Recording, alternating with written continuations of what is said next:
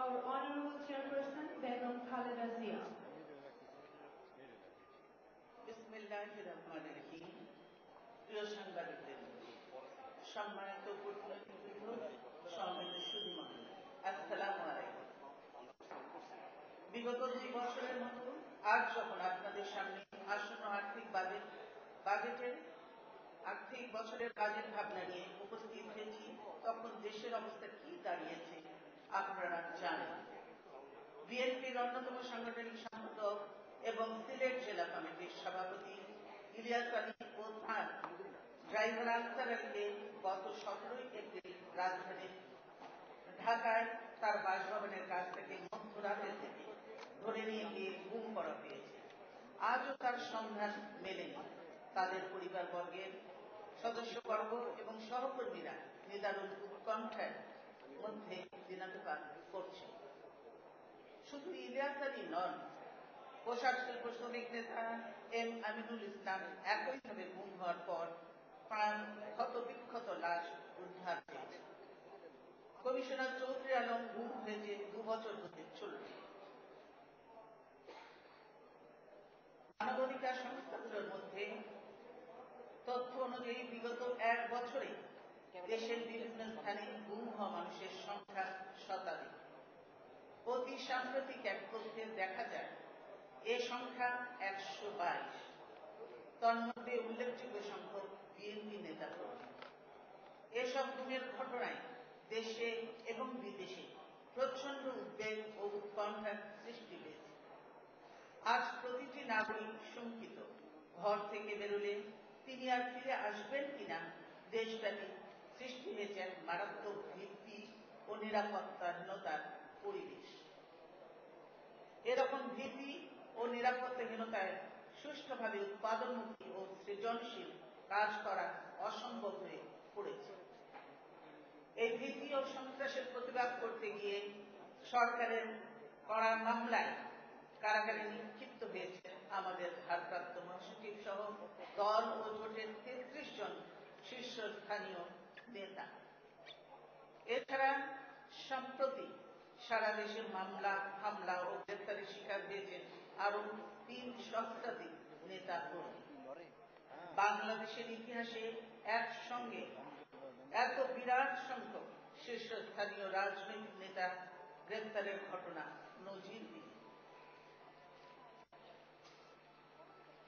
প্রিয় সুধী, আজ আমরা বাজেট ভাবনা পেশ করছি এমন এক অবর্ণনীয় পরিস্থিতিতে, যখন দেশের মানুষ পানি, গ্যাস, বিদ্যুতের তীব্র সংকটে অসহনীয় জীবনযাপন করছে। জ্যৈষ্ঠের খরতাপে অসহনীয় লোডশেডিংয়ে জনজীবন বিপর্যস্ত। নিত্য প্রয়োজনীয় জিনিসপত্রের বলগাহীন মূল্যস্ফীতিতে জনজীবন পর্যদস্ত ও অর্থনীতি বিপন্ন। উৎপাদনমুখী কর্মসংস্থান ও বিনিয়োগ স্থগিত। খোদ আইন শৃঙ্খলা বাহিনীর হাতেই প্রতি 3 দিনে একজনকে প্রাণ হারাতে হচ্ছে। সাগর রুনি ও সৌদি কূটনীতিক খালাদ আলী হত্যা সহ চাঞ্চল্যকর হত্যাকাণ্ডগুলোর কোনো কুল কিনারা হচ্ছে না। সরকারের প্রশ্রয়ে সারা দেশে নির্বিচারে সাংবাদিক নির্যাতন চলছে। নজিরবিহীন যানজট নগর জীবনকে করে তুলেছে বাসের অযোগ্য। 69 টাকার ডলার কিনতে হচ্ছে 82 টাকায়। ছাত্রলীগের টেন্ডারবাজি ও চাঁদাবাজি উন্নয়ন, উদ্যোগ ও ব্যবসায় বাণিজ্যকে চিহ্নি ও ভীত সন্ত্রস্ত করে রেখেছে। শেয়ার বাজার কেলেঙ্কারিতে 33 লক্ষ মানুষ সর্বশান্ত এবং প্রায় লক্ষ কোটি টাকার ঊর্ধ্বে হাতিয়ে নেওয়া চিহ্নিত অপরাধীরা ধরাছোঁয়ার বাইরে। সীমান্তে নিরস্ত্র বাংলাদেশিদের হত্যা চলছে। সর্বব্যাপী দলীয়করণের কারণে প্রশাসন হয়ে পড়েছে দুর্নীতিপরায়ণ, মেধাহীন আর গতিহীন। অভিন্ন নদীর পানির ন্যায্য হিস্যা আদায়ে ক্রমাগত ব্যর্থ হচ্ছে সরকার।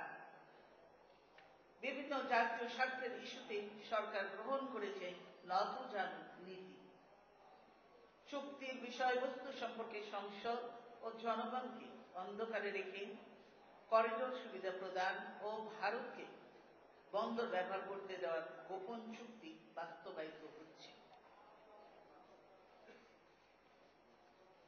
জনগণকে চুক্তির শর্তাবলী না জানিয়ে নতুন গ্যাস ও তেল উৎখননের জন্য বিদেশি কোম্পানির সাথে সরকার চুক্তি সম্পাদন করছে। রাষ্ট্রপ্রধান সংবিধানে প্রদত্ত ক্ষমতা অপব্যবহার করে আওয়ামী লীগের লোক হওয়ার কারণে বিচারাধীন মৃত্যুদণ্ডপ্রাপ্ত খুনের আসামিদের পর্যন্ত মুক্ত করে দিচ্ছেন। সরকার দলীয় সকল ব্যক্তি দুর্নীতির মামলা প্রত্যাহার করে নেওয়া হয়, অথচ বিরোধী দলীয় ব্যক্তিবর্গের বিরুদ্ধে অসাংবিধানিক জরুরি সরকারের রাজনৈতিক উদ্দেশ্য প্রণোদিত মামলাগুলি আদালতে দ্বিগুণ উৎসাহে পরিচালিত করে ইনসাফের প্রতি বৃদ্ধাঙ্গুলি প্রদর্শন করা হচ্ছে। দুর্নীতিতে সরকারের উচ্চ পর্যায় সহ সরকার দলীয় পেটুয়া বাহিনী আকণ্ঠ নিমজ্জিত। নিয়োগ বাণিজ্য সহ ঘুষের অর্থ লেনদেন হয় বস্তায় বস্তায়। বিরোধী দলের জন্য রাজনৈতিক সমাবেশের স্থান বরাদ্দ দেওয়া হয় না। অপরদিকে সরকারি দল নিজেদের সমাবেশ করছে স্টেডিয়ামে কিংবা সংসদ ভবন চত্বরে। সমাবেশ স্থলে 144 ধারা জারি করে রাজনৈতিক সমাবেশ পণ্ড, ভ্রাম্যমাণ আদালতের নামে রাজনৈতিক নেতাকর্মীদের তাৎক্ষণিকভাবে কারারুদ্ধ করা এবং নির্মম হিংস্রতার সাথে সকল গণতান্ত্রিক প্রতিবাদকে স্তব্ধ করছে বাকশালী আদলের সরকার। ফ্যাসিবাদী কায়দায় গণতান্ত্রিক আন্দোলনকে স্তব্ধ করার জন্য বিরোধী দলের শান্তিপূর্ণ মিছিলে বর্বর পুলিশি নির্যাতন চালানো হচ্ছে, এমনকি দলীয় কার্যালয় অবরুদ্ধ করে রাখা হচ্ছে। জনজীবনের অসহনীয় সমস্যা সমাধানের মৌলিক ইস্যুগুলোকে পাশ কাটিয়ে বর্তমান সরকার 1996 সালে মীমাংসিত তত্ত্বাবধায়ক সরকার ব্যবস্থা বাতিল করে পুরো জাতিকে এক অনিশ্চিত ও ভয়ঙ্কর ভবিষ্যতের দিকে ঠেলে দিচ্ছে।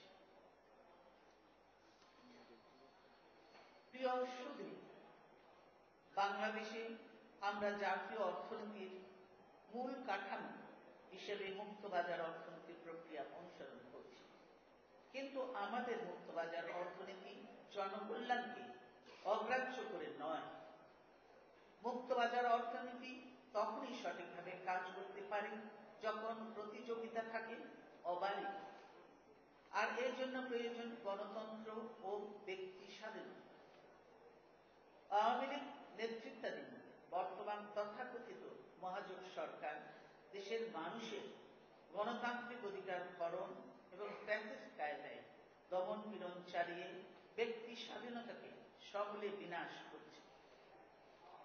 এরকম পরিস্থিতিতে জাতীয় অর্থনীতি মুখ থুবড়ে পড়ছে। স্বচ্ছতা ও জবাবদিহিতার অভাবে স্বেচ্ছাচারিতাই এখন শাসক গোষ্ঠীর একমাত্র অবলম্বন। মুক্ত প্রতিযোগিতাকে অবরুদ্ধ করে দলানুগত্য এবং আত্মীয়তন্ত্র হচ্ছে সম্পদ ব্যবহার ও বন্টনের মাপকাঠি।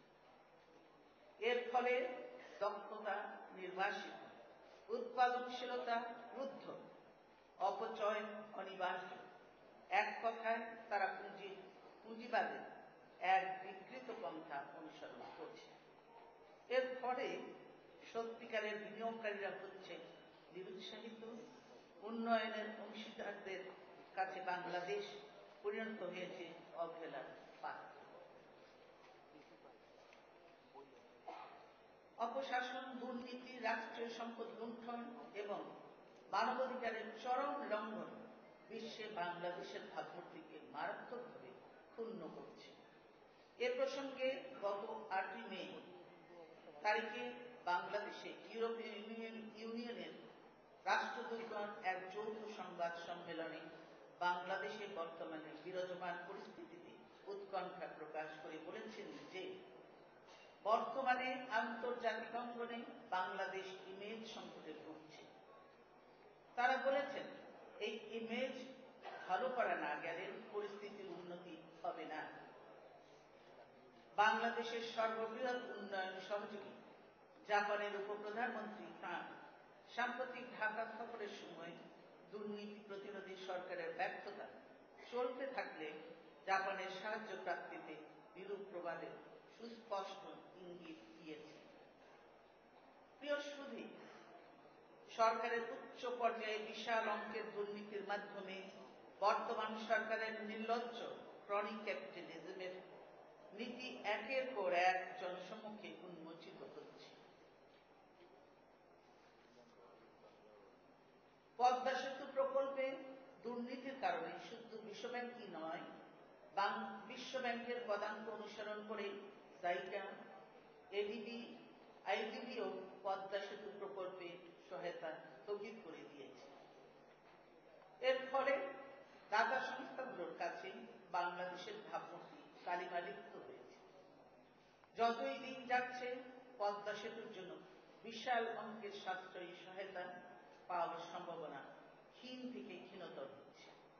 ইতিমধ্যে বিশ্বব্যাংকের তরফ থেকে পদ্মা সেতু সংক্রান্ত দুর্নীতির বিষয়ে সরকারকে 2 দফা চিঠি দেওয়া হয়েছে বলে জানা যায়। এ সংক্রান্ত দুর্নীতির অভিযোগের পর সরকার তৎকালীন যোগাযোগ মন্ত্রীকে ভিন্ন একটি মন্ত্রণালয়ের দায়িত্ব দিয়ে বিশ্বব্যাংকের প্রতি পরিহাস করেছে মাত্র। অপরদিকে পদ্মা সেতুর অর্থায়নের জন্য বিকল্প উৎস হিসেবে সরকার অপর একটি দেশের সঙ্গে সমঝোতা স্বাক্ষর করেছে। অথচ এতে কারা অর্থায়ন করবে, কত সুদে কি শর্তে এই অর্থায়ন হবে তা আজ পর্যন্ত দেশবাসীকে জানানো হয়। বলা হচ্ছে এটি বিওটি ভিত্তিতে বাস্তবায়ন করা হবে।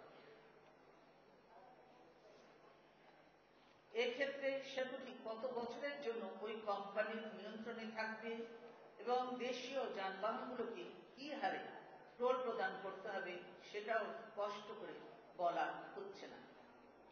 পুরো ব্যাপারটাই অস্বচ্ছ ও সন্দেহজনক। ইতিমধ্যে বর্তমান যোগাযোগ মন্ত্রী দাবি করেছেন সরকারের বর্তমান মেয়াদে পদ্মা সেতুর কাজ শুরু হবে। আবার শোনা যাচ্ছে মধ্যপ্রাচ্যের একটি দেশের সঙ্গেও পদ্মা সেতুর অর্থায়নের ব্যাপারে কথা হচ্ছে। সহজ শর্তে সহায়তা আমরা স্বাগত জানাই, তবে পদ্মা সেতু নির্মাণে কোনো প্রকার অস্বচ্ছতা ও আর্থিক দুর্নীতির দায় জনগণ বহন করবেন না।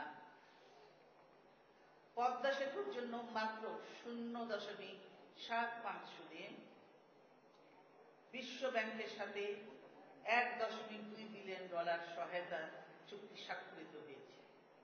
10 বছরের গ্রেস পিরিয়ড সহ ওই টাকা পরিশোধের সময়সীমা 40 বছর। বিকল্প যে কোনো চুক্তি স্বাক্ষরের পূর্বে বিশ্ব ব্যাংকের সঙ্গে সম্পাদিত চুক্তির শর্তাবলীর সাথে বিকল্প চুক্তির তুলনামূলক চিত্র জনগণের সামনে প্রকাশ করার দাবি করছে। কেননা জনগণের প্রদত্ত করের টাকা দিয়েই এই ঋণের অর্থ পরিশোধ করা হবে। আমরা স্বচ্ছতা ও জবাবদিহিতা নিশ্চিত করতে চাই। সেই সঙ্গে আগামীতে সরকার গঠনের সুযোগ পেলে 2টি পদ্মা সেতু নির্মাণের অঙ্গীকার আমরা ব্যক্ত করছি।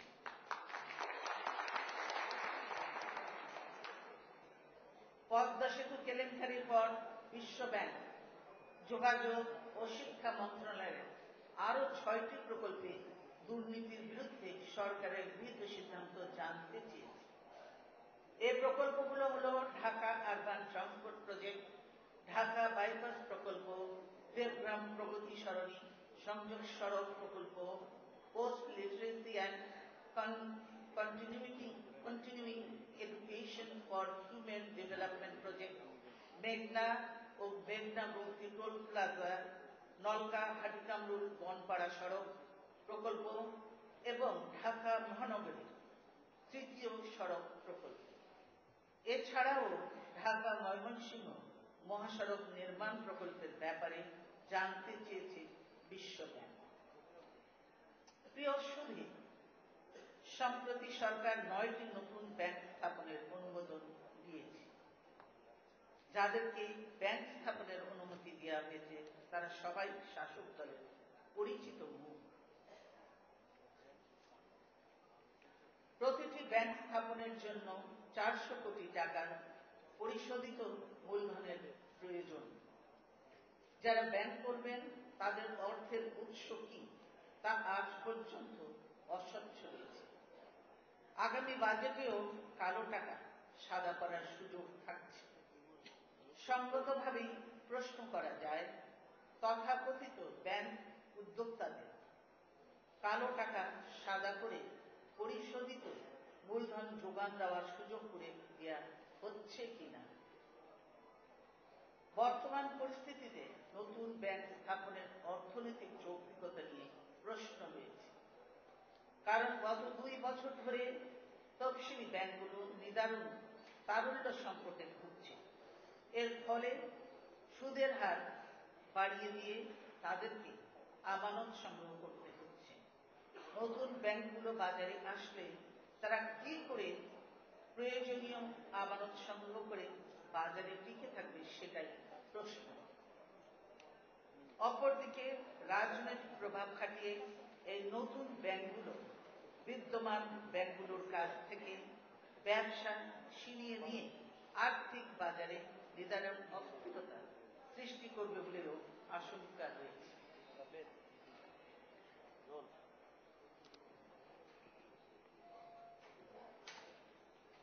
প্রিয় সুধী, কুইক রেন্টাল ও রেন্টাল পাওয়ার প্লান্ট স্থাপনে বিদ্যুৎ খাতে 20,000 কোটি টাকার ঊর্ধ্বে লুটপাট হওয়া এবং ওই টাকার সিংহভাগ ডলারে রূপান্তর করে বিদেশে পাচারের ব্যাপারটি আজ একটি ওপেন সিক্রেট।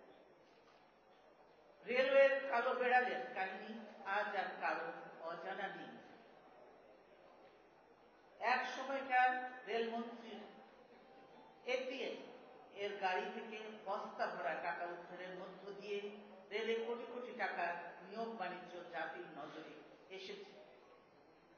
এখন হাস্যকর নাটক আর কায়দা কৌশল করে এবং লোক দেখানো অর্থহীন সাজানো তদন্তের মাধ্যমে কালো বেড়ালকে আড়াল করার ব্যর্থ প্রয়াস চালানো হচ্ছে। সাংবাদিক দম্পতি সাগর রুনি নৃশংস হত্যাকাণ্ডের অন্তরালেও বিশাল অঙ্কের দুর্নীতি ধামাচাপা দেওয়ার প্রয়াস আছে বলে অনেকেই মনে করেন। শেয়ার বাজারে 33 লক্ষ বিনিয়োগকারীকে সর্বশান্ত করে এবং এদের কারো কারো আত্মহননের পরিণতির মাধ্যমে প্রায় লক্ষ কোটি টাকা লোপাট করা হয়েছে। বিষয়টি তদন্তের জন্য গঠিত কমিটির রিপোর্টে চিহ্নিত দোষীদের বিরুদ্ধে আজ পর্যন্ত শাস্তিমূলক কোনো পদক্ষেপ গ্রহণ না করে বরঞ্চ তাদের অনেককে বিষয়টি সমাধানের দায়িত্ব দেয়ায় শেয়ার বাজারে আস্থা ফিরে আসছে না।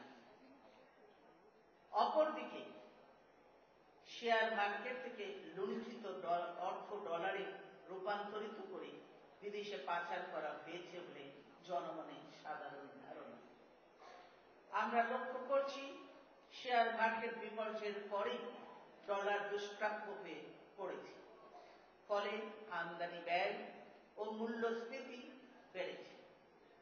প্রিয় সুধী, 2012-13 অর্থ বছরে খাতওয়ারি বরাদ্দের বাইরে 1,517 কোটি টাকা উন্নয়ন সহায়তার নামে বরাদ্দ রাখা হচ্ছে বলে জানা যায়। এই অর্থ সিটি কর্পোরেশন, জেলা, উপজেলা, পৌরসভা, ইউনিয়ন পরিষদ সহ পার্বত্য চট্টগ্রামের উন্নয়ন করা হবে মর্মে কাগজে পত্রে উল্লেখ থাকলেও মূলত এই অর্থ দলীয় ব্যক্তিদের অর্থ প্রদান মেটানোর জন্যই ব্যয় হবে। এর বাইরেও 1,740 কোটি টাকা 40 কোটি টাকা থোক বরাদ্দ হিসাবে রাখা হয়েছে বলে জানা যায়। সুনির্দিষ্ট প্রকল্প বহির্ভূত এ বরাদ্দ নির্বাচনকে সামনে রেখে রাজনৈতিক স্বার্থেই ব্যবহার করা হবে বলে আমাদের আশঙ্কা। জনগণের করের অর্থ এভাবে নয়ছয় করার অধিকার কারণ নেই। প্রিয় সুধী ও সাংবাদিক ভাই ও বোনেরা, সম্প্রতি ভারতের সাহারা গ্রুপের সঙ্গে ঢাকা শহরের আশেপাশে আবাসন প্রকল্পের জন্য রাজধানী উন্নয়ন কর্তৃপক্ষের একটি সমঝোতা স্মারক স্বাক্ষরিত হয়েছে। শুধুমাত্র একটি বিদেশি প্রতিষ্ঠানকে বিনা টেন্ডারে ও বিনা প্রতিযোগিতায় কোন শর্তে এই প্রকল্পের জন্য নির্বাচিত করা হলো তা সম্পূর্ণ অস্বচ্ছ। ইতিমধ্যে টিআইবি এর পক্ষ থেকে এই অস্বচ্ছতা নিয়ে প্রশ্ন তোলা হয়েছে। বাংলাদেশি আবাসন কোম্পানিগুলোর স্বার্থ এই চুক্তি করার সময় সম্পূর্ণ অগ্রাহ্য করা হয়েছে। সরকারি ক্রয় নীতিকে পাশ কাটিয়ে এই চুক্তি বাস্তবায়িত হলে মহা দুর্নীতির সুযোগ সৃষ্টি হবে। প্রধানমন্ত্রীর ঘনিষ্ঠ এক আত্মীয়কে আর্থিক আনুকূল্য পাইয়ে দিতে সাহারার সাথে এই চুক্তি করা হয়েছে। সংবাদপত্রে প্রকাশিত রিপোর্ট থেকে জানা গেছে শেখ ফজলে ফাহিমকে পরিচালক নিয়োগ করে সাহারা মাতৃভূমি উন্নয়ন কর্পোরেশন লিমিটেড নামে সাহারা বাংলাদেশ সাবসিডিয়ারি কোম্পানি প্রতিষ্ঠা করা হয়েছে।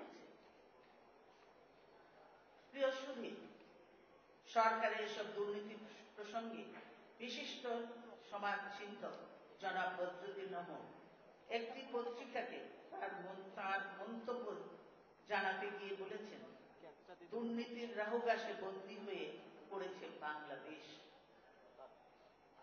রাষ্ট্রপ্রধান থেকে শুরু করে সরকারের তৃণমূল সর্বত্রই দুর্নীতির ব্যাপক বিস্তার ঘটেছে। দুর্নীতির কারণে দেশের উন্নয়ন ও অগ্রগতি স্থবির হয়ে পড়েছে। টাটা সংস্থাগুলো সরকারের ক্রমবর্ধমান দুর্নীতিতে উদ্বেগ প্রকাশ করছে। দুর্নীতিবাজ ও অপরাধীদের শাস্তি দেওয়ার পরিবর্তে রাষ্ট্র তাদের পৃষ্ঠপোষকতা করে আসছে। এতে ক্রমান্বয়ে দুর্নীতি ও অপরাধের মাত্রা আরো ব্যাপক হচ্ছে। বাংলাদেশের রাষ্ট্রীয় দুর্নীতির বিষয়টি এখন আর বিদেশিদের মুখে সীমাবদ্ধ নেই। খোদ অর্থমন্ত্রীও বাংলাদেশের অগ্রগতি, উন্নতি ও সুশাসনের পথে প্রধান অন্তরায় হিসেবে দুর্নীতিকে চিহ্নিত করেছেন। দুর্নীতি ও দুর্বৃত্তায়নের মাধ্যমে রাষ্ট্রীয় কোষাগারের অর্থ এভাবে ক্ষমতাসীনদের পৃষ্ঠপোষকতায় তাদের গোত্রভুক্ত ব্যক্তিবর্গের মধ্যে ভাগ বাটোয়ারা করে নেওয়ার প্রক্রিয়াটি হল ক্রনিক ক্যাপিটালিজমের মূল বৈশিষ্ট্য। প্রিয় সুধী, 1991 সাল থেকে বাংলাদেশের সামষ্টিক অর্থনৈতিক ব্যবস্থাপনায় যে শৃঙ্খলা ও গতিশীলতা অর্জিত হয়েছিল, বাংলাদেশ যেভাবে সম্মানজনক অর্থনৈতিক প্রবৃদ্ধির নজির সৃষ্টি করেছিল, সে সব আজ সরকারের অব্যবস্থাপনা, আনাড়িপনা, অযোগ্যতা, পাহাড় প্রমাণ দুর্নীতি, লুটপাট ও অপশাসনের ফলে সম্পূর্ণ ভেস্তে যেতে বসেছে। 1975-এর পূর্বে বহির্বিশ্বে বাংলাদেশের পরিচিতি হয়েছিল বটমলেস বাস্কেট হিসেবে।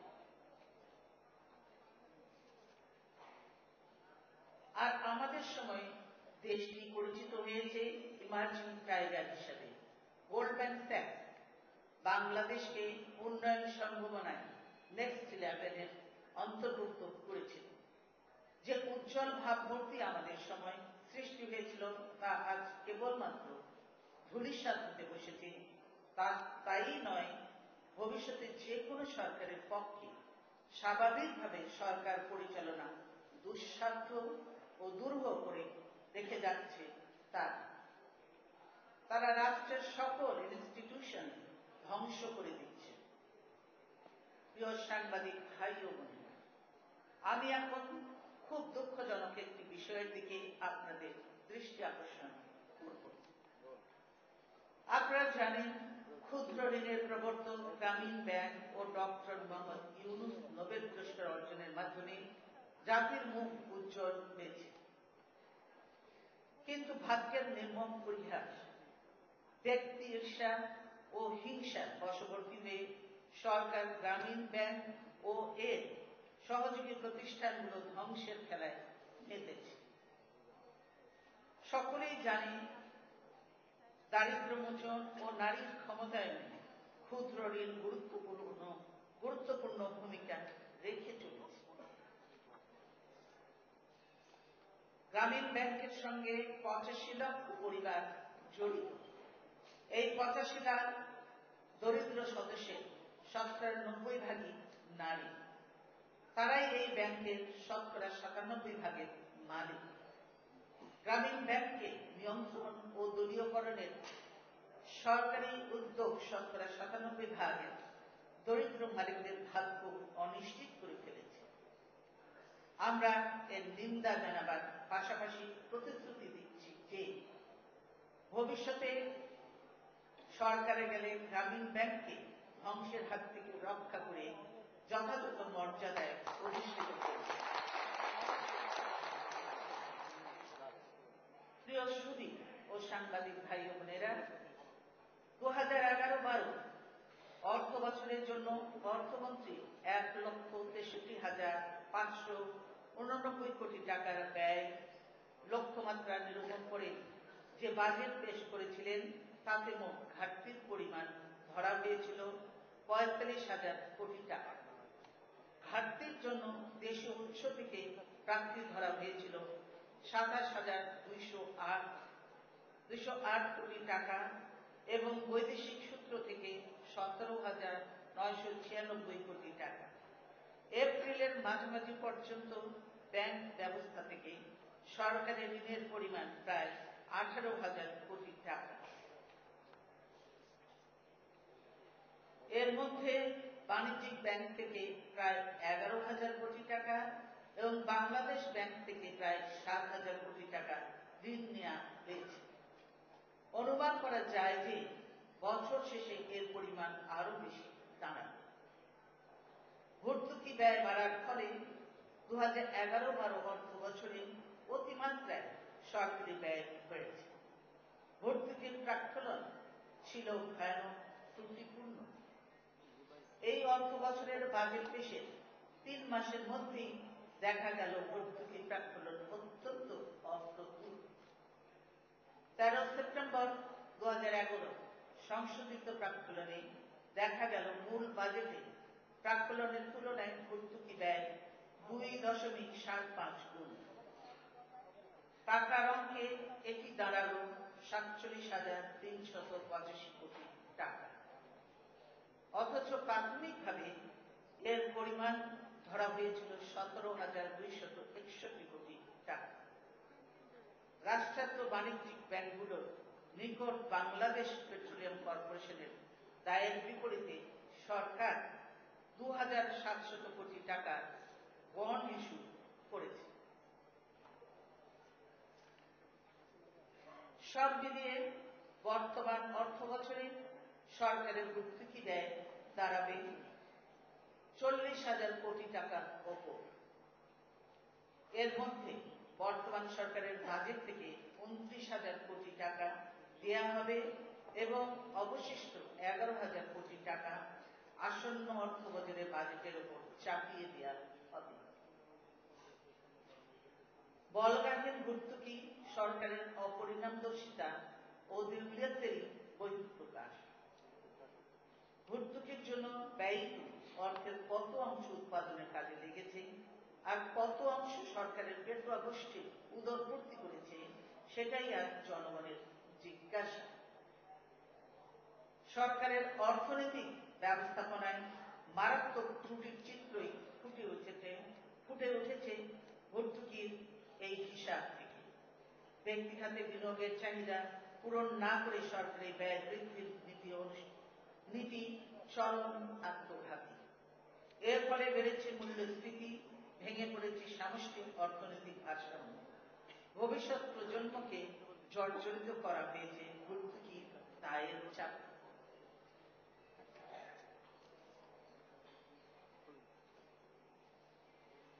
প্রিয় সুধী, চলতি অর্থ বছরের প্রথম 4.5 মাসে সরকার পুরো বছরের জন্য বাংলাদেশ ব্যাংক থেকে ঋণ নেয়ার যে প্রাক্কলন করেছিল তার 98% নিয়ে ফেলেছে।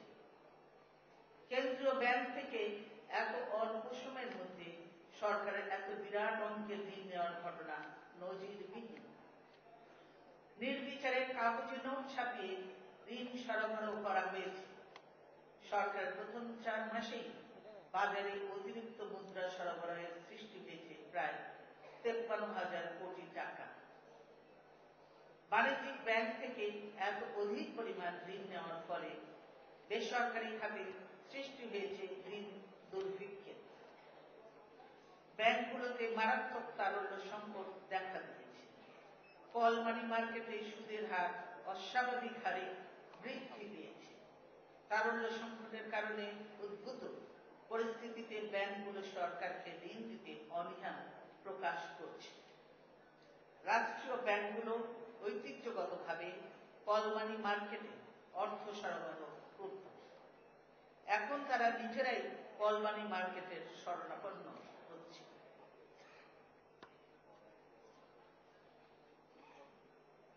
সেখানে সুদের হার আশঙ্কাজনক হারে বেড়ে চলেছে, যা বাংলাদেশের আর্থিক ইতিহাসে নজিরবিহীন।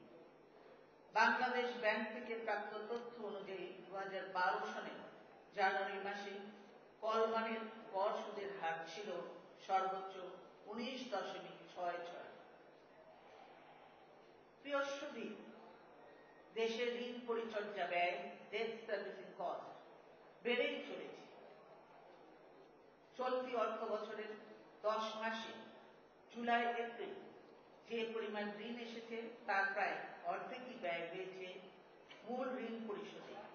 ইয়ারলি পরিসংখ্যান অনুযায়ী এ সময় মোট বৈদেশিক ঋণ অবমুক্ত হয়েছে $164 কোটি। সর্বশেষ তথ্য অনুযায়ী এর মধ্যে $80 কোটি ব্যয় হয়েছে ঋণ পরিশোধে। শুধু বৈদেশিক ঋণই নয়, অভ্যন্তরীণ ঋণ পরিশোধে ব্যয় যেভাবে বাড়ছে তাতে জাতীয় অর্থনীতি এক ধরনের ডেট ট্র্যাপ বা ঋণের ফাঁদে পড়তে যাচ্ছে। ভবিষ্যতে ঘাটতি মেটানোর জন্য যে ঋণ নেওয়া হবে তার বেশিরভাগই চলে যাবে কেবল সুদ পরিশোধে। বর্তমান অর্থ বছরে প্রতিষ্ঠিত বৈদেশিক ঋণ ও সাহায্যের পরিমাণ ছিল $438 কোটি। এর মধ্যে 24 মে পর্যন্ত অবমুক্ত করা হয়েছে মাত্র $164 কোটি, অর্থাৎ মাত্র 38%। সরকারের আর্থিক অব্যবস্থাপনা, অদক্ষতা ও সরকারের উপর দাতা গোষ্ঠীর আস্থায় চির ধরার ফলেই বৈদেশিক ঋণ ও সাহায্য প্রবাহে এই নেতিবাচক প্রভাব পড়েছে। প্রিয় সুধী, সংবাদপত্র সূত্রে জানা গেছে আগামী অর্থ বছরের জন্য সরকার একটি বিশাল ঘাটতি বাজেট উপস্থাপন করতে যাচ্ছে। এরকম বাজেট উপস্থাপিত হচ্ছে এমন এক সময়ে যখন বৈদেশিক ঋণ ও সাহায্য প্রবাহ ক্ষীণ হয়ে আসছে। প্রত্যক্ষ বিদেশি বিনিয়োগ প্রায় শূন্যের কোঠায়। প্রস্তাবিত বাজেটে 50,000 কোটি টাকা ঘাটতি ধরা হবে বলে সংবাদ সূত্রে জানা যায়। বাজেটের আকার হবে 1,90,000 কোটি টাকা। এই বাজেট দলীয় বিবেচনায় প্রণীত হচ্ছে বলে আমাদের ধারণা। নির্বাচনকে সামনে রেখে বাজেট বরাদ্দের পরিমাণ নির্ধারণ করা হচ্ছে।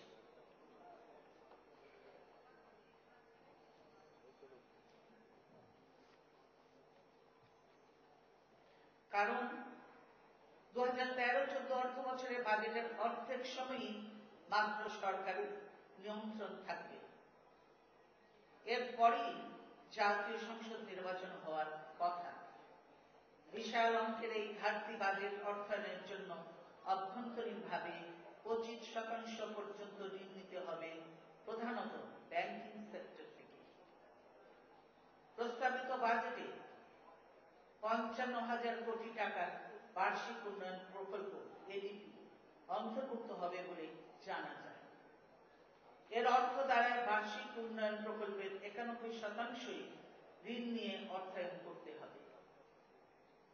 আসছে বাজেটকে আমাদের প্রয়োজনের তুলনায় উচ্চবিলাসী বলা যাবে না, তবে বাস্তবায়ন যোগ্যতা এবং প্রয়োজনীয় অর্থ যোগানের সক্ষমতার নিরিখে এই বাজেট অর্থহীন ও উচ্চবিলাসী বই কি। 2011-12 উন্নয়ন বাজেটের মাত্র 55% বাস্তবায়ন হয়েছে প্রথম 10 মাসে। অবশিষ্ট 2 মাসে হবে অপচয় আর দুর্নীতি। এবারও আসছে বিপুল অঙ্কের ঘাটতি বাজেট। অর্থ যোগান দেওয়া হবে অপরিণামদর্শী ব্যাংক ঋণের মাধ্যমে। ফলে অর্থনৈতিক ভারসাম্যহীনতা, নৈরাজ্য ও অস্থিরতা অবসান ঘটে। প্রিয় সুধী, 2012-13 অর্থ বছরের জন্য যে নতুন বাজেট পেশ করা হবে তার সবচেয়ে বড় চ্যালেঞ্জ হল অর্থায়ন। রাজস্ব আদায় বাড়ানো ছাড়া অর্থমন্ত্রীর জন্য আর কোনো বিকল্প আছে বলে মনে হয় না। প্রাপ্ত তথ্যে জানা যায়, নতুন বাজেটের জন্য অর্থমন্ত্রী প্রায় 1,40,000 কোটি টাকা রাজস্ব আদায় করবেন ঘোষণা দিয়েছেন বলে জানা যায়। প্রস্তাবিত বাজেটে রাজস্ব আয়ের মাত্রা অর্জনের জন্য পরবর্তী অর্থ বছরে 25% রাজস্ব আদায় বৃদ্ধি করতে হবে। কিন্তু মন্থর প্রবৃদ্ধি, বিনিয়োগ ও উৎপাদনের স্থবিরতা এবং মূল্যস্ফীতির ফলে 25% রাজস্ব আদায় বৃদ্ধির প্রাক্কলন বাস্তবতা বিবর্জিত। তদুপরি সরকার প্রতিহিংসার বশবর্তী হয়ে যেভাবে রাজনৈতিক প্রতিপক্ষের উপর দমন পীড়ন চালিয়ে যাচ্ছে, তাতে রাজনৈতিক অস্থিরতা আরো বাড়বে। অস্থির রাজনৈতিক পরিস্থিতিতে ব্যবসা বাণিজ্য এবং সামগ্রিক অর্থনীতির ওপর বিরূপ প্রতিক্রিয়া দেখা দেবে। ফলে রাজস্ব সংগ্রহ লক্ষ্যমাত্রা অনুযায়ী বাস্তবায়ন অনিশ্চয়তার মধ্যে পড়বে। প্রিয় সুধী, সরকারের ঘাটতি অর্থায়নের একটি গুরুত্বপূর্ণ উৎস হল সঞ্চয়পত্র বিক্রয়। কিন্তু সরকারের অপরিণামদর্শী নীতির কারণে সঞ্চয়পত্র খাতে ধস নেমেছে। 2011-12 অর্থ বছরের প্রথম 10 মাসে এই খাতে ঋণ বিনিয়োগ হয়েছে মাত্র 380 কোটি টাকা। এ সময়ে 15,260 কোটি টাকা জমা হলেও সঞ্চয়কারীরা উঠিয়ে নিয়েছে 14,827 কোটি টাকা। গত বছরে ঋণ বিক্রয় হয়েছিল 2,505 কোটি টাকা। এই অর্থ বছরে 6,500 কোটি টাকা লক্ষ্যমাত্রা থাকলেও প্রকৃত বিনিয়োগের পরিমাণ মাত্র 380 কোটি টাকা। আর্থিক বছরের শুরুতে সুদের হার কম রাখা এবং উৎসে কর্তনের কারণে সঞ্চয়কারীরা নিরুৎসাহিত হয়েছে। উচ্চ মূল্যস্ফীতির কারণে মধ্যবিত্ত সঞ্চয়কারীরা বরঞ্চ সঞ্চয়পত্র ভাঙিয়ে দৈনন্দিন ব্যয় নির্বাহ করছে।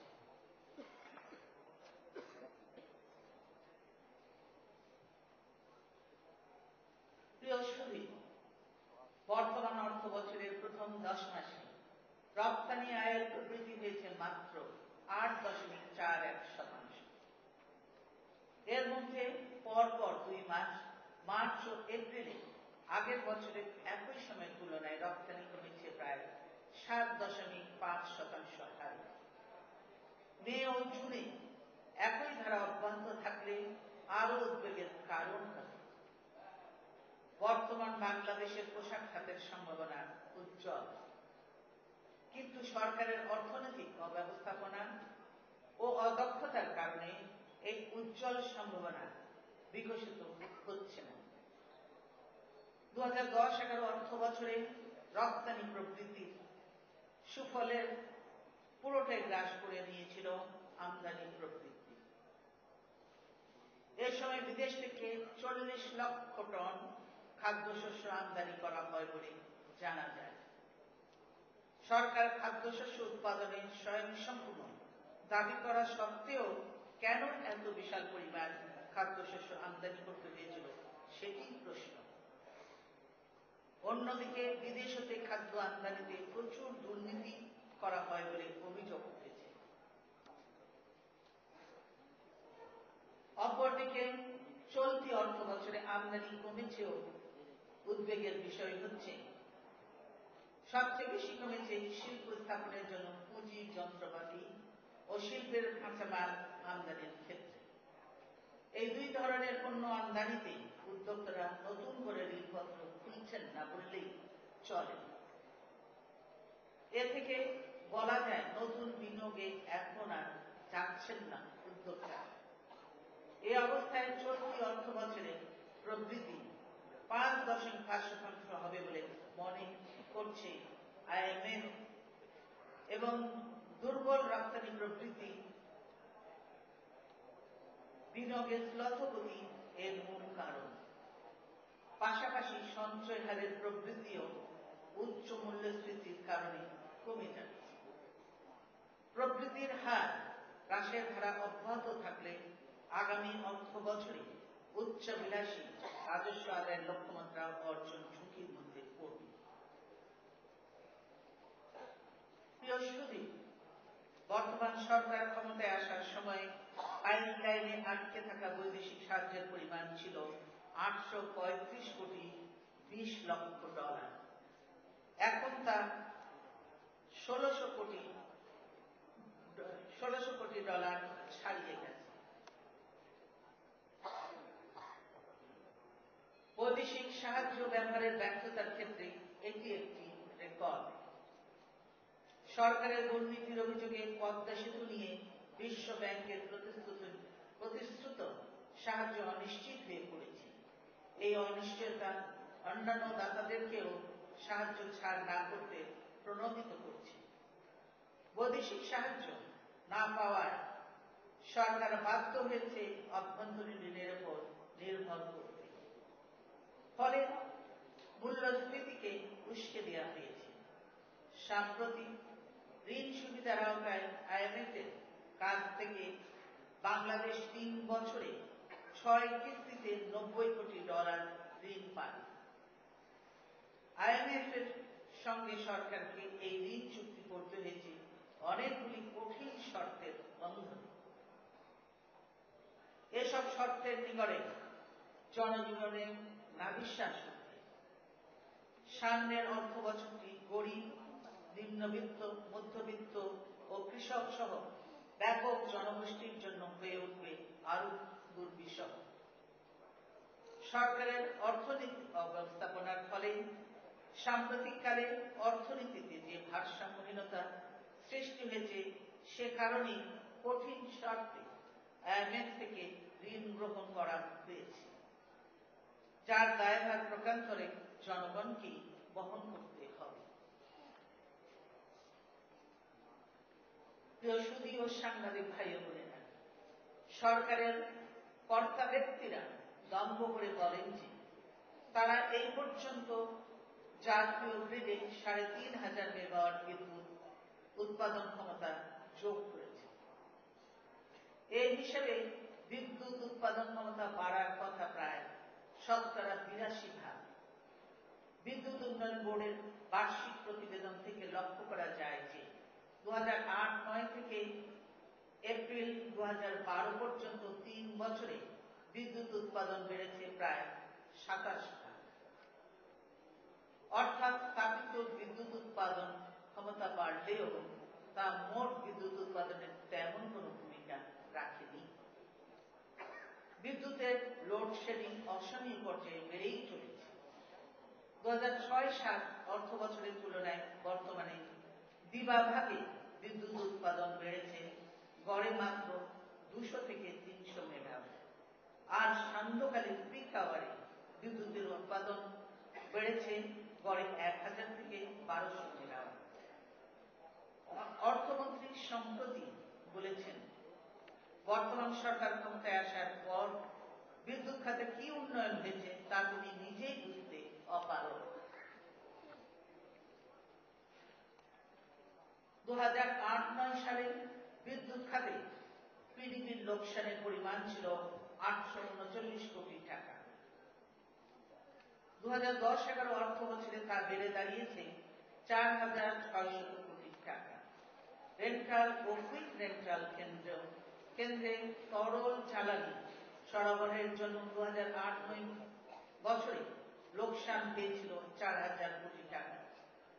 2011-12 সালে তা বেড়ে দাঁড়াবে প্রায় 8000 কোটি টাকা।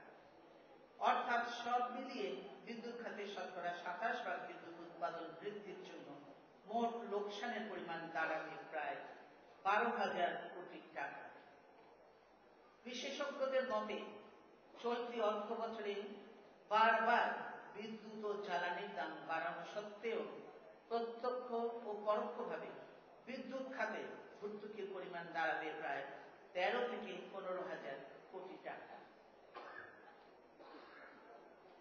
প্রিয় সুধী, চলতি অর্থ বছরে জ্বালানি তেলের আমদানির পরিমাণ বিপুলভাবে বেড়ে যাওয়ায় ভর্তুকির পরিমাণও ব্যাপকভাবে বৃদ্ধি পাবে। তরল জ্বালানি মূল্য বৃদ্ধির বদলে গত 3 বছরে বিদ্যুতের পাইকারি মূল্য বাড়ানো হয়েছে 6 বার, ভোক্তা পর্যায়ে বাড়ানো হয়েছে 5 বার। অদূর ভবিষ্যতে তা আরো বাড়বে বলে অর্থমন্ত্রী জানিয়েছেন। আমাদের সময়ে 2001-2006 এ বিদ্যুতের দাম বেড়েছিল 1 বার। আমাদের সময়ের তুলনায় বিদ্যুতের পাইকারি মূল্য বেড়েছে দ্বিগুণেরও বেশি। খুচরা মূল্যও বেড়েছে একইভাবে 2.5 গুণেরও বেশি। এই সব কিছুই হয়েছে অপরিণামদর্শী ভাবে। কারিগরি ও আর্থিক সম্ভাব্যতা যাচাই না করে জনগণের অর্থ লুণ্ঠনের জন্য অস্বচ্ছ প্রক্রিয়ায় বিনা টেন্ডারে তরল জ্বালানি ভিত্তিক কুইক রেন্টাল ও রেন্টাল বিদ্যুৎ কেন্দ্র স্থাপন করার কারণে একদিকে জরাজীর্ণ প্ল্যান্ট বসানোর ফলে অন্যদিকে সরকার অর্থাভাবে জ্বালানি তেলের যোগান দিতে না পারায় তরল জ্বালানি ভিত্তিক এই সকল কেন্দ্র বেশিরভাগ নিয়মিত বন্ধ থাকছে। অন্য কেন্দ্রগুলির শতকরা 10 থেকে 40 ভাগের বেশি ক্ষমতা ব্যবহৃত হয় না। অথচ চুক্তির শর্ত অনুযায়ী এইসব প্ল্যান্ট মালিকদেরকে বিদ্যুৎ না পেয়েও প্ল্যান্টের শতকরা 80 ভাগ ক্ষমতা ব্যবহারের ক্যাপাসিটি চার্জ দিতে হবে।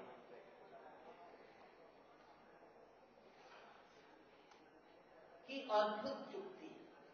সরকারের অব্যবস্থাপনা ও ভুল সিদ্ধান্তে দায়ভার চাপানো হচ্ছে দফায় দফায় বিদ্যুতের দাম বাড়িয়ে জনগণের উপর।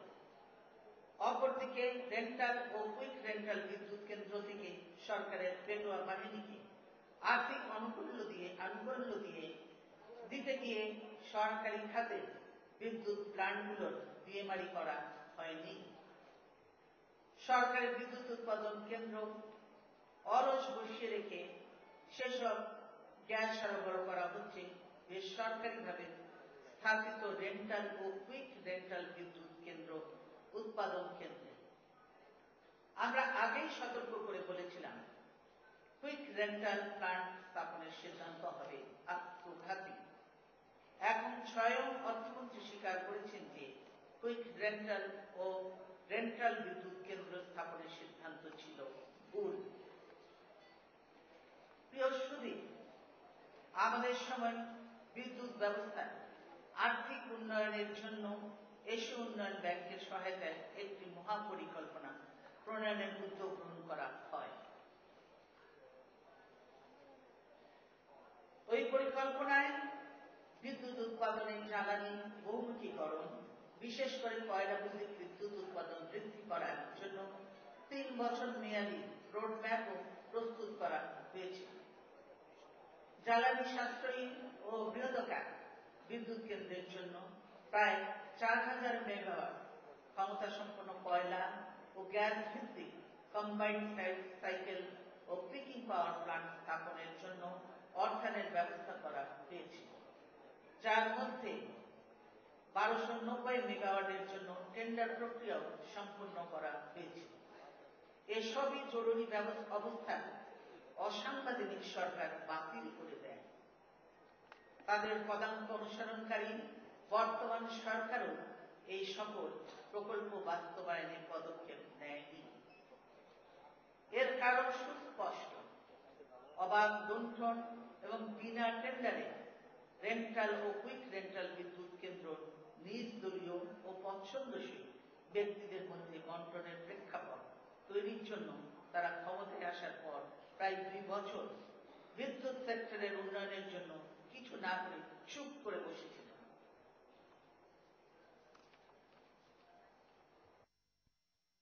করেছেন 1 কোটি প্রান্তিক গরু চাষী। কৃষি সম্প্রসারণ অধিদপ্তরের তথ্য অনুযায়ী প্রতি মণ ধানের উৎপাদন খরচ 550 টাকা থেকে বেড়ে হয়েছে 680 টাকা, অর্থাৎ উৎপাদন খরচ বেড়েছে 20%। কিন্তু বাজারে এখন প্রতি মণ বোরো ধান 450 থেকে 550 টাকায় বিক্রি হচ্ছে। লাভ তো দূরের কথা, কৃষকরা উৎপাদন খরচও উঠাতে পারছেন না। এতে ক্ষুদ্র ও প্রান্তিক চাষীদের অবস্থা শোচনীয় হয়ে পড়েছে। সরকার ইতিমধ্যে 10 লক্ষ টন ধান চাল ক্রয়ের ঘোষণা দিয়েছে। ধানের ক্রয় মূল্য 18 টাকা কেজি আর চালের ক্রয় মূল্য 28 টাকা ধার্য করা হয়েছে। ইচ্ছাকৃতভাবে ক্ষুদ্র চাষীদের নিকট থেকে ধান ক্রয় না করে চাতাল মালিক, ফড়িয়া দালালদের নিকট থেকে সরকার ধান কিনছে। আর ফড়িয়া দালাল চাতাল মালিকরা কম দামে কৃষকদের নিকট থেকে ধান কিনে সরকারের নিকট বিক্রি করছে। ফলে চাষিরা দাম পায় না, সুবিধা ভোগ করেন মধ্যস্বত্বভোগীরা। সঙ্গে যুক্ত হয় সরকারি দলের মাস্তান চাঁদাবাজ। তদুপরি অর্থমন্ত্রী স্পষ্ট বলেছেন তিনি এবার কৃষিতে ভর্তুকি কমিয়ে দেবেন, যা হবে মরার উপর খাড়া ঘা।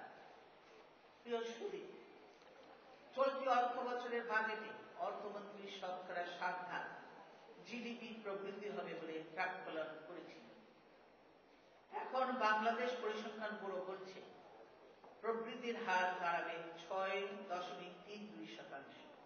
কিন্তু এই হিসেবটিও অতিরঞ্জিত, কারণ রপ্তানি কমেছে, মূলধনী যন্ত্রপাতির আমদানিও কমেছে, আমদানি খরচ বেড়েছে। এসব কারণে প্রবৃদ্ধি আরো নিম্নমুখী হওয়াই স্বাভাবিক। এশীয় উন্নয়ন ব্যাংকের হিসাব অনুযায়ী চলতি অর্থ বছরে প্রবৃদ্ধি হবে 6.2%। আর আইএমএফ পূর্বাভাস দিয়েছে এই প্রবৃদ্ধি হবে 5.5%। জিডিপি পরিমাপের বড় খাতগুলোর মধ্যে কৃষি ও সেবা খাতে চলতি অর্থ বছরে আগের বছরের তুলনায় প্রবৃদ্ধি কমেছে। বিবিএস এর হিসেব অনুযায়ী কৃষি খাতে আগের বছরের চেয়ে প্রবৃদ্ধি অর্ধেকেরও কম হয়েছে। চলতি অর্থ বছরে এই খাতে 2.53% বৃদ্ধি হবে বলে বিবিএস বলেছে। জিডিপি প্রায় অর্ধেক আসে সেবা খাত থেকে। এই সেবা খাতে প্রবৃদ্ধি হবে 6.06%। গত অর্থ বছরে এই প্রবৃদ্ধি ছিল 6.22%। বিবিএস শিল্প খাত সম্পর্কে আশাব্যঞ্জক চিত্র তুলে ধরে বলেছে এই খাতে প্রবৃদ্ধি হবে চলতি অর্থ বছরে 9.47%। আগের বছরে এই হার ছিল 8.22%। মূলধনী যন্ত্রপাতি ও শিল্পের কাঁচামাল আমদানি হ্রাস, আমদানি ব্যয় বৃদ্ধি, ব্যক্তি খাতে ঋণ প্রাপ্যতা হ্রাস, দেশি ও বিদেশি বিনিয়োগ হ্রাস এবং বিদ্যুৎ ও গ্যাস সমস্যা এবং তদুপরি কলকারখানাগুলো 12 ঘন্টা বন্ধ রাখার সরকারি নির্দেশের পরিপ্রেক্ষিতে শিল্প খাতের প্রবৃদ্ধির এই চিত্র পরিকল্পনা মাত্র। বিভ্রান্তিকরও বটে। প্রিয় সুধী, সাধারণত প্রতি 4 একর বিনিয়োগের জন্য 1% প্রবৃদ্ধি হয়ে থাকে ক্যাপিটাল আউটপুট রেশিও। বিবেচনায় দিলেন দাবিকৃত বিনিয়োগ অনুযায়ীও প্রবৃদ্ধি 6.3%-এর বেশি হয় না। কিন্তু চলতি অর্থ বছরে বাস্তবে বিবিএস প্রাক্কলিত বিনিয়োগ হয়েছে কিনা সে ব্যাপারে সন্দেহ পোষণ করার যথেষ্ট কারণ আছে। কারণ বেসরকারি খাতে ঋণ প্রবাহ কমেছে, আর যে নতুন বিনিয়োগ হয়েছে তা থেকে উৎপাদন প্রবাহ শুরু হয়েছে কিনা সেটিও এক বিরাট প্রশ্ন। এমত অবস্থায় অর্থমন্ত্রীর প্রবৃদ্ধির দাবি সম্পূর্ণ অবাস্তব। প্রিয় সুধী ও সাংবাদিক ভাই বোনেরা, অর্থনৈতিক ক্ষেত্রে বর্তমান সরকারের চরম অব্যবস্থাপনা ও অদক্ষতার কারণে মূল্যস্ফীতি চরম অসহনীয় পর্যায়ে রয়েছে। বাংলাদেশ ব্যাংকের পরিসংখ্যান অনুযায়ী 2011-12 অর্থ বছরের মার্চ মাসে 0.2 ভিত্তিতে সার্বিক মূল্যস্ফীতি 10.10%। একই অর্থ বছরের আগস্ট হতে নভেম্বর এবং জানুয়ারিতে সার্বিক মূল্যস্ফীতি 11%-এর উপরে ছিল। সেপ্টেম্বরে ছিল সর্বোচ্চ 11.97%। 0.2 ভিত্তিতে খাদ্য মূল্যস্ফীতি চলতি অর্থ বছরের শুরুতে ছিল 13.40%।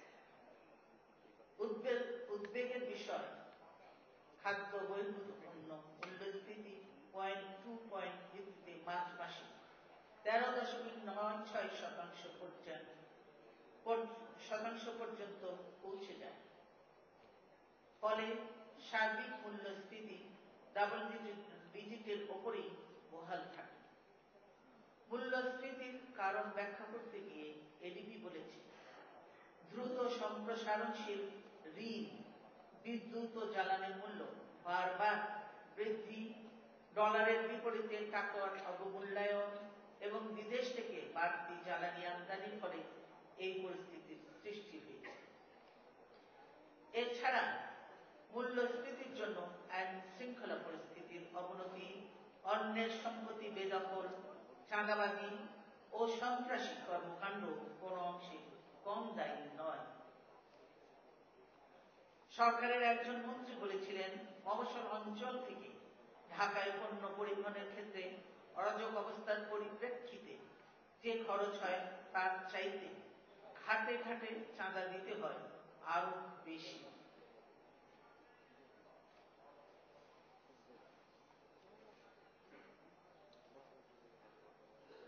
এর ফলে ব্যবসার ব্যয় বৃদ্ধি পেয়েছে, মূল্যস্ফীতি বলগাহীন হয়ে পড়েছে।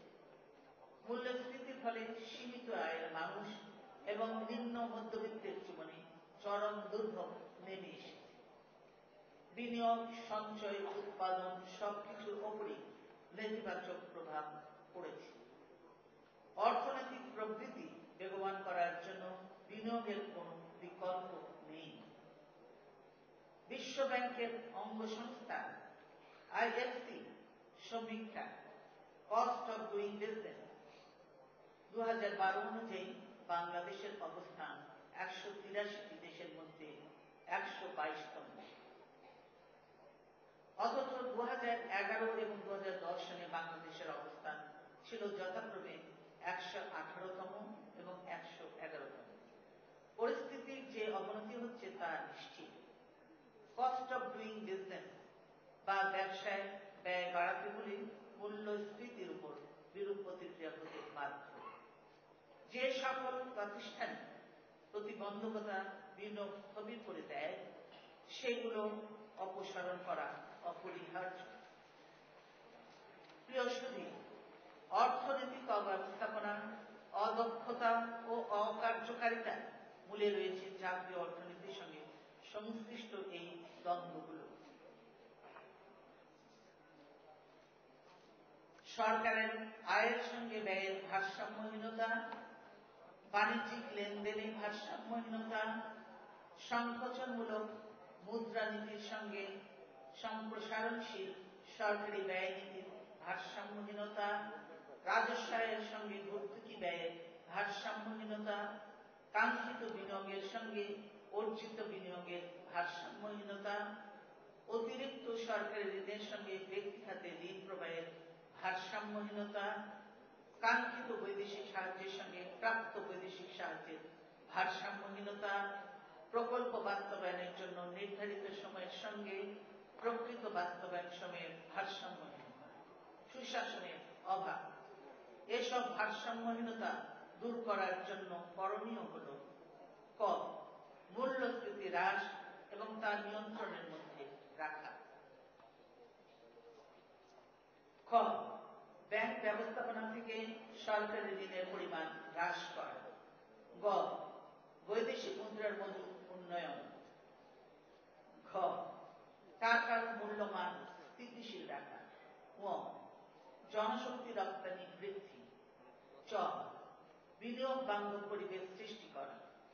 ছ, আমদানি নির্ভরশীলতা হ্রাস এবং রপ্তানি সম্প্রসারণ করা। জ, দুর্নীতি যথাসাধ্য কমিয়ে আনা। ঝ, সর্বক্ষেত্রে পেশাদারিত্ব প্রতিষ্ঠা করা ও সুশাসন নিশ্চিত করা। প্রিয় সুধী, বিগত 2টি অর্থ বছরে আমাদের বাজেট ভাবনা পেশ করতে গিয়ে আমরা বেশ কিছু সৃজনশীল প্রকল্পের প্রস্তাব রেখেছিলাম। এই প্রকল্পগুলো সরকার গ্রহণ করেনি, বরং সরকারের অব্যবস্থাপনার ফলে জাতীয় অর্থনীতি ধ্বংসের দ্বার প্রান্তে পৌঁছে গেছে। গত বছর বাজেট ভাবনা উপস্থাপনের সময় আমি সরকারের বাজেট ব্যবস্থাপনা সম্পর্কে যে আশঙ্কা প্রকাশ করেছিলাম ও সরকারকে সতর্ক করেছিলাম, সরকার সে বিষয়ে কোনো ভ্রুক্ষেপ করেনি। আমাদের আশঙ্কাগুলো সত্যে পরিণত হয়েছে। সরকার আজ জাতীয় অর্থনীতির এমন বেহাল দশা করেছে যে ভবিষ্যতে সদিচ্ছায় উদ্বুদ্ধ যে কোনো সরকারের পক্ষে অর্থনীতিকে বেগবান করা দুরূহ হয়ে উঠবে। আমরা বিশ্বাস করি আন্তরিক রাজনৈতিক অঙ্গীকার ও জনগণের স্বতঃস্ফূর্ত অংশগ্রহণ ও সহযোগিতার মাধ্যমে এই অচলাবস্থা কাটিয়ে ওঠা সম্ভব। আমরা বলতে চাই, হতাশাই শেষ কথা নয়। আমরা পেছনে তাকাতে চাই না, আমরা সামনে এগিয়ে যেতে চাই।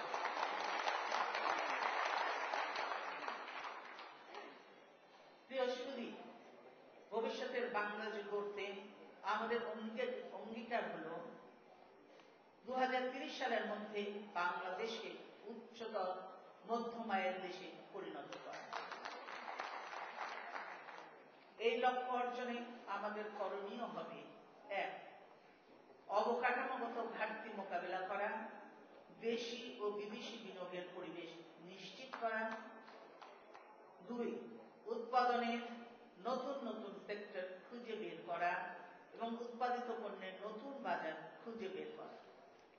3, প্রাগ্রসর জ্ঞান প্রযুক্তি, তথ্য প্রযুক্তি ও শিক্ষার মাধ্যমে মানব সম্পদের দক্ষতা উন্নয়ন করা ও কর্মসংস্থানের সৃষ্টি করা। 4, প্রবৃদ্ধি ত্বরান্বিত করার জন্য কৃষি খাতের পুনর্বিন্যাস সাধন করা। ক্রমবর্ধমান নগরায়নের প্রেক্ষাপটে একটি সুসমন্বিত নগর উন্নয়ন কৌশল গ্রহণ করা। 6. দক্ষিণ এশিয়া, দক্ষিণ পূর্ব এশিয়া ও পূর্ব এশিয়ার সঙ্গে বহুমাত্রিক যোগাযোগ উন্নয়ন ও সম্প্রসারণ করা। 7. জলবায়ু পরিবর্তন মোকাবেলার জন্য টেকসই অ্যাডাপ্টেশন এর কৌশল গ্রহণ করা। 8. কখনো সুযোগ হাতছাড়া করার ভুল না করা। 9. বাংলাদেশের পরিবর্তনশীল ও সৃজনমুখী মানব বৈশিষ্ট্যের সঙ্গে সঙ্গতি রেখে কার্যকর উন্নয়ন কৌশল গ্রহণ করা। 10. বাংলাদেশের রাষ্ট্রীয় ও মানবিক নিরাপত্তা নিশ্চিত করা। 11.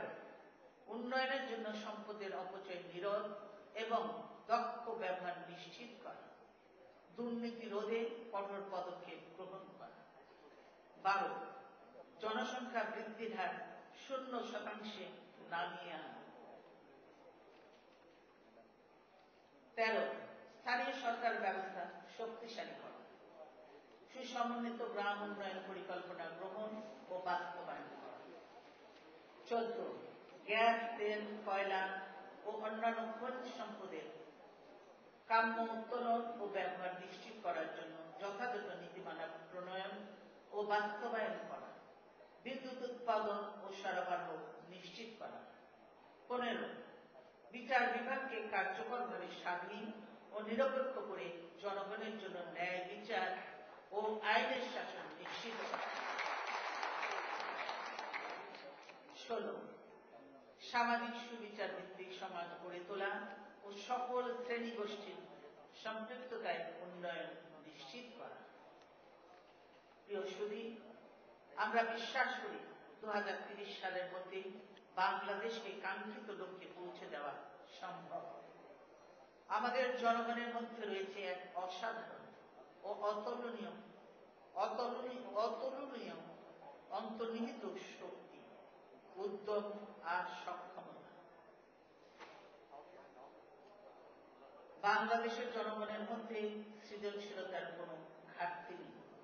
তাদের এই অন্তর্নিহিত শক্তি ও সৃজনশীলতাকে সম্পদ ও সমৃদ্ধিতে রূপান্তর করে আমাদেরকে এগিয়ে যেতে হবে। এর জন্য প্রয়োজন গতিশীল নেতৃত্ব, এর জন্য আইনের শাসন, সুবিচার ও সুশাসনের কোনো বিকল্প নেই। সামাজিক সুবিচার ও সুশাসন নিশ্চিত করতে আমরা বদ্ধপরিকর। সুধী মণ্ডলী, আপনাদের সকলকে ধন্যবাদ। আল্লাহ হাফেজ। বাংলাদেশ।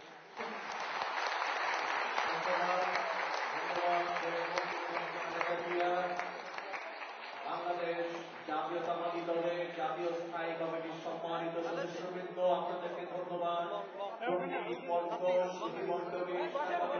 সকলকে ধন্যবাদ।